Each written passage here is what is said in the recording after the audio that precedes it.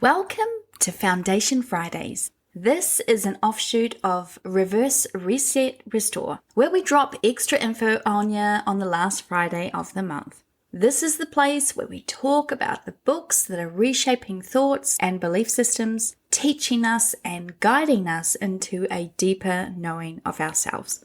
Think of it as the book club for the soul. I'm your host, Sally, and I'm creating whole new worlds for myself, one page at a time.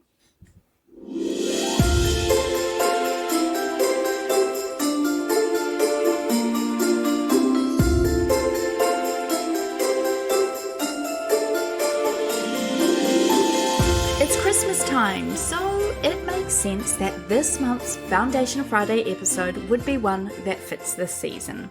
We all know the tale of Ebenezer Scrooge. He's miserly and mean and deeply wounded. When we first meet him in the story A Christmas Carol by Charles Dickens, we meet a man in the last years of his life, a life filled with chasing money, filling his coffers and treating others poorly, especially if they are poor. As the story unfolds, we realize that despite all his wealth, Scrooge is the poorest man in town. He has alienated himself from the only family he has, and his only friend, or rather, business partner, Jacob Marley, has been dead for some years now, as we discover in the opening lines. A Christmas Carol is clearly a story of redemption and transformation. It serves as a powerful exploration of the themes of holding on to grievances and unforgiveness. The story delves into the consequences of Scrooge's bitterness and his ultimate transformation through the journey of self-discovery and forgiveness. In this episode, we'll compare A Christmas Carol and Scrooge in the context of these themes, highlighting how the narrative conveys the importance of letting go of grievances and embracing forgiveness. Before we get into Dickens' timeless novella, let's take a gander at old Charlie's life. Charles John Huffman Dickens was born in Portsmouth, England on February 7th, 1812. He came from a fairly modest background, and while his father, John Dickens, was a clerk in the Navy Pay Office, he wasn't particularly astute when it came to the old finances. In fact, he wasn't good with money at all. A bit of a problem when you're the sole breadwinner, and a little bit of an oxymoron when you work in a pay office. The family's financial situation worsened when his father was imprisoned for debt. Charles had to leave school at the age of 12 and went to work in a blacking factory pasting labels on pots of boot polish. Thankfully for the rest of us, and obviously for Charles, this was not to be Charles's fate. Dickens' fortunes began to change when he started working as a law clerk and later as a court reporter. These experiences, as well as his own during his formative years, exposed him to the social injustices and disparities prevalent in 19th century England, providing rich material for his later works. His first published work was a collection of stories titled Sketches by Boz, which appeared in various periodicals.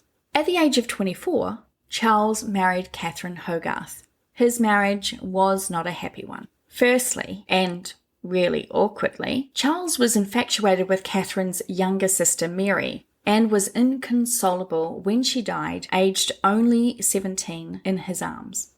Her untimely and tragic death raised her to an almost saint-like status in Charles's mind, and she became an idealized template of the virtuous woman in many of his novels. Her death also delayed the publication for his first two books, The Pickwick Papers and Oliver Twist. Despite his infatuation with his wife's younger sister and his grief over her death, the couple went on to have 10 children. A huge family by today's standards, but pretty standard for the Victorians. In 1836, Dickens published his first novel, The Pickwick Papers, which gained widespread popularity. This success marked the beginning of his prolific career as a novelist. Over the next few decades, Dickens wrote a series of highly acclaimed novels, including Oliver Twist, David Copperfield, Bleak House, Great Expectations, and A Tale of Two Cities, among others. There are recurring themes that run throughout Dickens' novels. They often focused on the struggles of the poor and working class, addressing social issues such as child labour, poverty, and the shortcomings of the legal system. His vivid characters and intricate plots made his works both entertaining and socially relevant, earning him a dedicated readership. In 1858, the 45-year-old Dickens left his marriage after falling in love with an actress by the name of Ellen Ternan, who was 18 years old at the time. Yeah, I know. This was very scandalous for the Victorian sentiments at the time, doubly so when it was also alleged that Charles had taken up with his wife's other sister, Georgina. Georgina was living at his estate and looking after all but one of his 10 children. Charles had allowed Catherine to have one of the sons remain with her after they separated. To stop the rumours of his blatant infidelity, Charles forced Catherine to release a statement disputing the claims of adultery with her sister or the young actress Ellen. She complied, because it was either that or be left destitute. Now, at this point, Charles is looking like a real dick, withholding children from their mother, chasing after young girls, using finances as a coercive tactic to get compliance. This guy would be voted the biggest AITA on any Reddit thread. I guess our literary heroes can be just as human and fallible as the rest of us. Perhaps he drew from his very own character flaws for a character like Scrooge or the dastardly Bill Sikes from Oliver Twist. Putting aside his personal moral failings, Dickens not only achieved financial stability through his literary success, but he also became a prominent public figure. He used his platform to advocate for social reform, education, and improved labour conditions. Despite facing personal challenges and his questionable ethics surrounding his love life and his health issues, Dickens continued to write and lecture until his death in 1870. His legacy endures through his timeless novels, which continue to be widely read and adapted for various media. Dickens' ability to rise from adversity and use his talents to shed light on societal issues is a testament to his enduring impact on literature and social consciousness. Okay, now that we've been both impressed and kind of repulsed by Dickens' life and abilities, let's discover Scrooge and his pathway to transformation. Ebenezer Scrooge is introduced as a miserly, greedy old man who hoards his wealth and refuses to part with even a small amount for charitable purposes. Scrooge's unforgiving nature is evident in his solitary life and his disdain for social interactions. He refuses to celebrate Christmas, a time for joy and togetherness, due to grievances from his past, including a failed romance which we uncover as the novella progresses. He's built a fortune that has become a wall between himself and everybody else. It might appear to be a normal Christmas week for old Scrooge, same as every other, where he humbugs his way through the streets, openly despising everyone else who has the spirit of the season. But this is no ordinary Christmas. It is to be marked by the appearance of 4 visitors who will challenge Scrooge to change his ways or seal his fate. The first is his old business associate Marley, who appears wrapped in heavy chains and warning Scrooge of his own inevitable shackles unless he changes his ways. Marley says, "I wear the chain I forged in life. I made it link by link and yard by yard. I girded it on of my own free will, and of my own free will I wore it." This is a profound statement, and one that can easily get overlooked as we focus on the events that unfold throughout the night. But it kind of haunts me, no pun intended. Dickens has captured the reality that faces us all. We all wear chains we have ourselves forged. These chains, whether they be anger, grief, greed, fear, denial, hatred, unforgiveness, may have all been forged in the fires of adversity. But how often do we continue to wear the chains that bind us, holding on to those very hurts and grievances, choosing to hold them every link, every yard? We always have a choice. We always have free will. And yet, if we are willing to be honest with ourselves, how many times have we used our free will to keep ourselves in shackles? How long is your chain? How many links are looped together, creating a dragnet from which there is seemingly no escape? How much of what is weighing you down is your very own self-created bonds? The appearance of Jacob Marley's ghost serves as a catalyst for Scrooge's transformation. Marley's eternal torment results from his own life of unforgiveness, particularly his relentless pursuit of wealth and disregard for the welfare of others. What we know about Scrooge already at this point in the story is that he is a man made and moulded in the image of Jacob Marley. And Marley is confined even in death by the chains he made for himself throughout his life. This is a man who never knew peace or what it was to love or be loved, a lonely existence he created in his pursuit of wealth, in his stubbornness to separate himself from others. And Scrooge has fallen into the same trap. Now we, as the outsiders looking in, can see that both of these men have chased after money because money and possessions can't hurt you like people can. Have you ever distanced yourself from others to prevent getting hurt? I know I have. Fortunately, not to the extreme measures Marley and Scrooge took, but I have built my own walls to diminish the possibilities of being wounded by those around me. And this separateness only allows unforgiveness to fester and rot away our connections. This is the state we find Scrooge living in. Luckily for Ebenezer, Marley has obviously realized that Scrooge is heading for the same perpetual pain he has condemned himself for all eternity to, and he appears as a harbinger now to Scrooge to warn him away from making the same mistakes. It was only in death that he learned what he could not or would not apply in life. This altruistic appearance is totally off-brand for Jacob Marley, as the man Scrooge and everyone else would have known. To me, it shows that in his death, his humanity was finally revealed, and with it, the man Marley might have been was able to breach the veil long enough to ward Scrooge off of the same fate. This first visitation isn't enough for old Scrooge, though. Personally, I think if an old friend of mine showed up from beyond the grave dressed in yards of chains and warning me of impending doom, I would have heeded the warning. I mean, Marley is totally just a huge old red flag at this point, but I'm not Scrooge. And it would be a very short novella indeed if Scrooge took the hint and changed his ways. The reality is, my friends, and you'll know this if you've ever tried to change.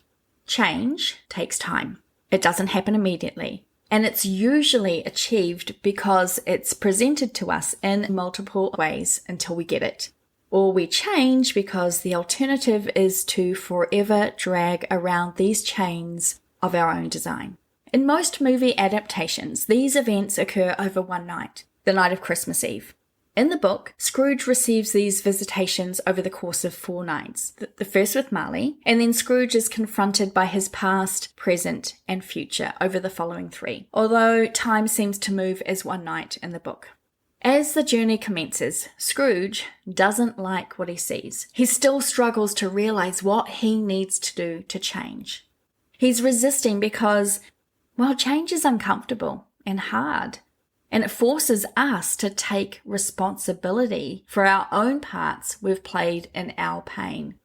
Do you really want to admit that you might have, at the very least, contributed to your own misery? Yeah, me neither. That's not a lot of fun. It seems like it's just so much easier to try to blame everyone else for our misfortunes and hurts, doesn't it? Well, that's where the root of bitterness and grievances and unforgiveness can take a stronghold in our life.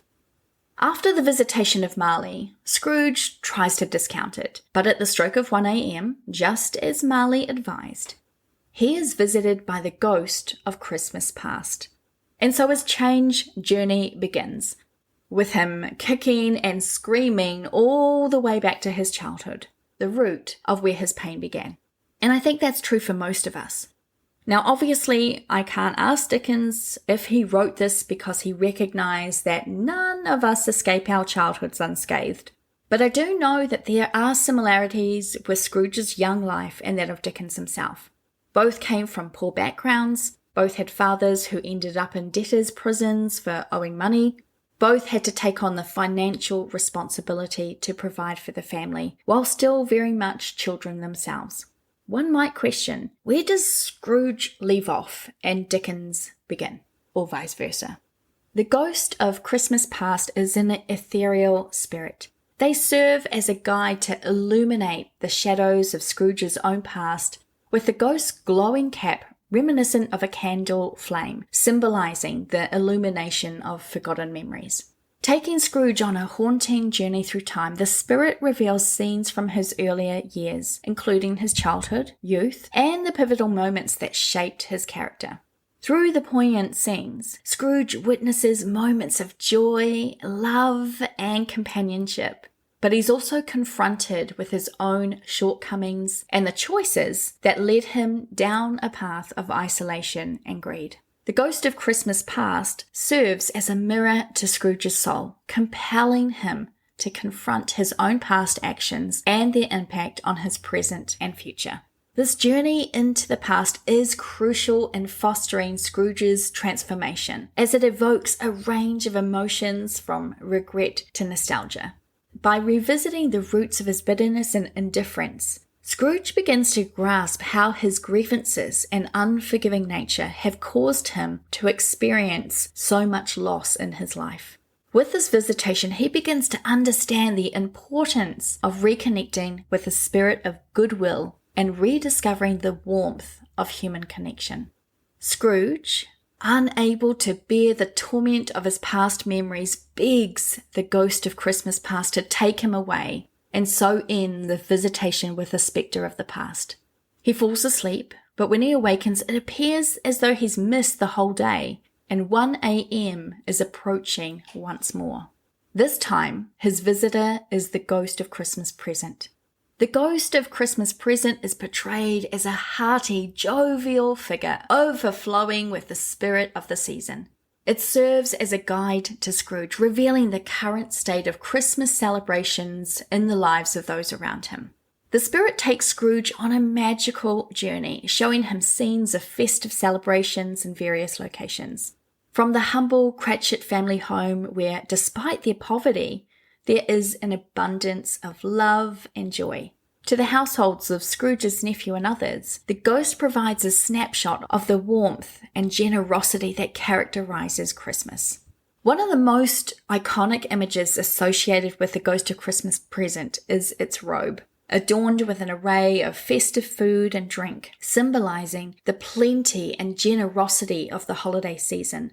The spirit also introduces Scrooge to two emaciated children, ignorance and want, as a stark reminder of the consequences of societal indifference. Through these experiences, the ghost of Christmas present aims to soften Scrooge's heart, urging him to embrace the true spirit of Christmas, compassion, generosity, and love. The lessons learned during this encounter contribute significantly to Scrooge's transformation, setting the stage for the final visitation by the ghost of Christmas yet to come. The ghost of Christmas yet to come, also known as the ghost of Christmas future or the spirit of Christmas future, appears to Ebenezer Scrooge on the final night of his transformative journey. Unlike the previous two spirits, the ghost of Christmas yet to come is shrouded in darkness and wears a hood that obscures its face, emphasizing the uncertainty and foreboding nature of the future. The spirit does not speak but communicates through a series of eerie and ominous visions. By the time Scrooge is visited by the ghost of Christmas future, he is already changing. The feelings raised from his childhood and the reality of his present have begun the shift of transformation.